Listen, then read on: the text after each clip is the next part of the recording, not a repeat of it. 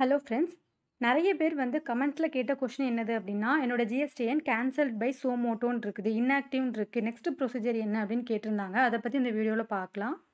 அதே மாதிரி கமெண்ட்ஸ்ல நெறைய பேர் வந்து வீடியோஸ் வந்து ரொம்ப யூஸ்ஃபுல்லா இருக்கு. தேங்க் யூ அப்டின்னு சொல்லி மெசேஜ் பண்ணியிருந்தாங்க. எல்லாருக்குமே ரொம்ப நன்றி.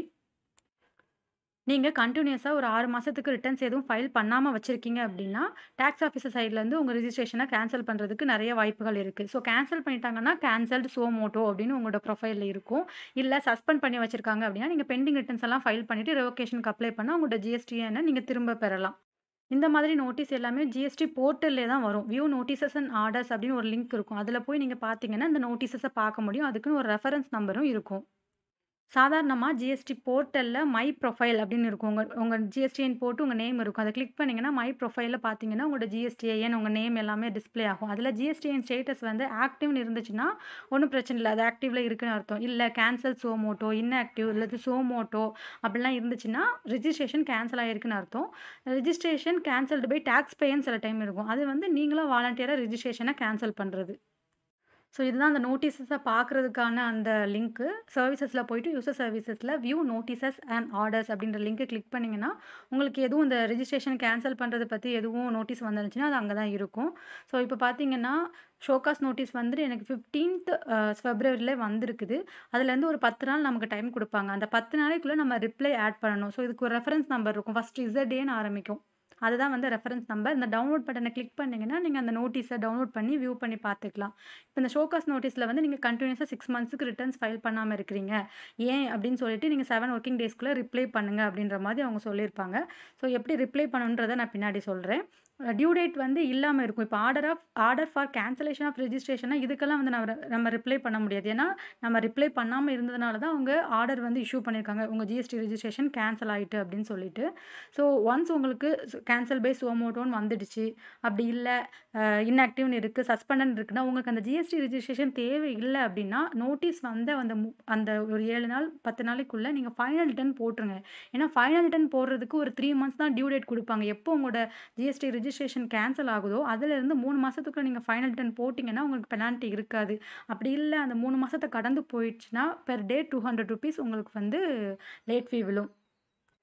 அதே மாரி இந்த ஃபைனல் ரிட்டர்ன் அப்படின்றது வந்து உங்க ரெஜிஸ்ட்ரேஷன் கேன்சல் ஆனதுக்கு அப்புறம் தான் எனேபிள் ஆகும். சாதாரண டைம்ல நீங்க போய் இந்த ரிட்டர்ன்ஸ்ல பார்த்தீங்கன்னா, ஃபைனல் ரிட்டர்ன் இருக்காது.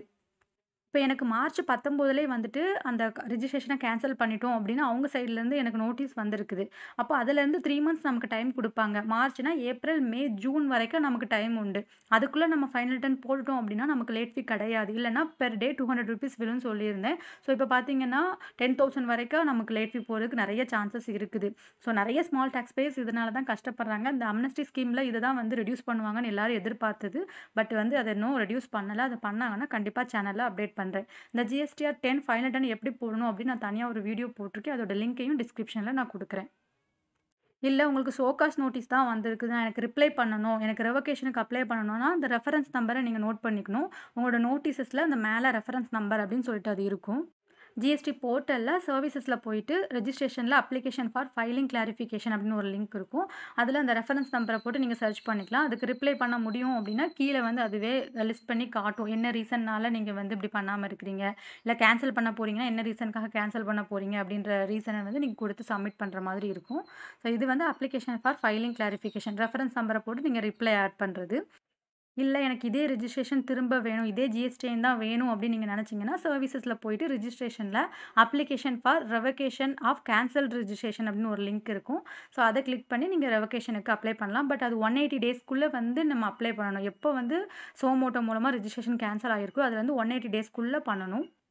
அதே மாதிரி இந்த 43rd ஜிஎஸ்டி கவுன்சில் மீட்டிங்ல அம்னஸ்டி ஸ்கீம் கொண்டு வந்திருந்தாங்க. பெண்டிங் ரிட்டர்ன்ஸ்க்கு வந்து லேட் ஃபீ எல்லாம் ரெட்யூஸ் பண்ணியிருந்தாங்க. பட் அது இன்னும் ஜிஎஸ்டி போர்ட்டல்ல வந்து அப்டேட் ஆகல. ஒருத்தங்க கமெண்ட்ல கேட்டிருந்தாங்க. 3ஆம் தேதி ஆயிடுச்சு. இன்னும் வந்து லேட் ஃபீ வந்து பழைய அமௌண்ட் தான் காட்டுது. அந்த ரெட்யூஸ் பண்ண அந்த ₹500 அந்த நில் ரிட்டர்னுக்கு ₹500 மேக்ஸிமம் லயபிலிட்டி இருந்துச்சுன்னா ₹1000 அப்படின்ற மாதிரி காட்டும். அது வந்து ஜிஎஸ்டி போர்ட்டல்ல அப்டேட் ஆகல. 3 நாள் தான் ஆயிருக்குது. இந்த கொரோனா சிச்சுவேஷனால எல்லாமே வந்து டிலே ஆக தான் செய்யுது. போர்ட்டல்ல வந்து அது வந்து அப்டேட் ஆயிடுச்சுன்னா, கண்டிப்பா நான் அதையும் சேனல்ல அப்டேட் பண்றேன். ஆனா பழைய அமௌண்ட் தான் வந்து இன்னும் வந்து ரெஃப்ளெக்ட் ஆகுது. வீடியோ யூஸ்ஃபுல்லா இருக்கும்னு நெனைக்கிறேன். அப்டேட்ஸ உடனே தெரிஞ்சுக்கிறதுக்கு சேனல மறக்காம சப்ஸ்கிரைப் பண்ணுங்க. Thank you.